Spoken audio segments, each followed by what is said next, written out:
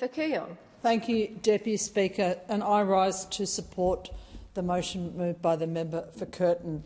And I do that because so many members of my Kooyong community have contacted the electorate office in the last week with their grave concerns around the precedent set by this piece of legislation. Now, all of us care about community safety.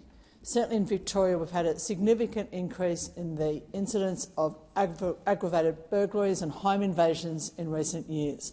They cause fear and anxiety, and the reports that we've seen in the media regarding the activities of some of the cohort that this legislation is targeted at have raised considerable concern.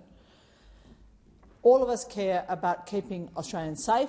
All of us care about protecting our borders. And it's the government's job to do that. It's the government's job to ensure national security, to protect the nation, to enforce our laws and to manage our borders.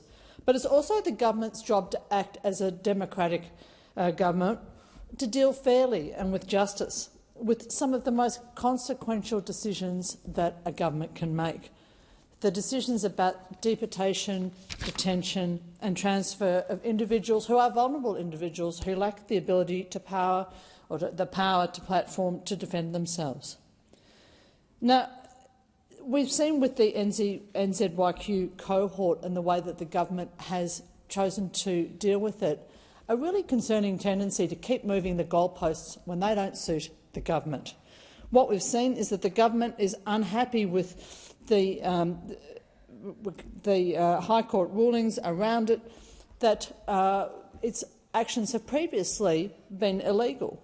So what the government is seeking to do with this legislation is to retrospectively change the law, to move the goalposts, to remove the requirement for natural justice. Now that phrase in and of itself, removement of requirement for natural justice, for procedural fairness, for people who are non-citizens, when we would expect nothing less from our government for ourselves in that regard, is deeply concerning. What we're seeing with this government in this rushed legislation is a desire to remove non-citizens to a third country, a third party, a country which is economically vulnerable, which houses less than 11,000 citizens of its own, such that this cohort would constitute a significant percentage of the proportion of the population of that country should they all be rehoused there, while implementing what is essentially a system of bully boy tactics, where we're offering the government of Nauru huge sums of money to rehouse people because we simply can't deal with them domestically. This legislation flies in the face of the values of our community. It flies in the face of the fundamentals of our legal system.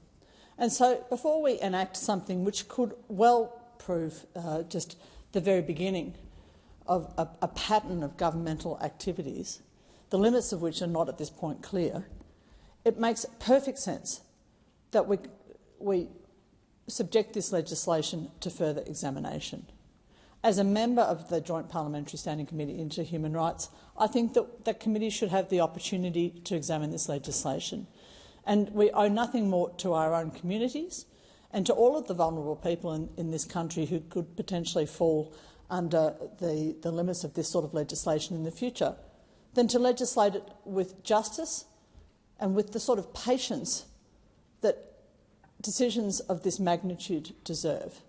And so I ask the government to rethink its punitive, rushed attitude to this group of vulnerable people and to take very seriously the responsibility that comes with the sort of supermajority that it has, to not bully the parliament in the same way that it proposes to bully these vulnerable people, this cohort of individuals who have no ability to defend themselves before the law, with removal of such considerations as natural justice, and to treat them with the sort of respect that we as citizens of this country expect for ourselves.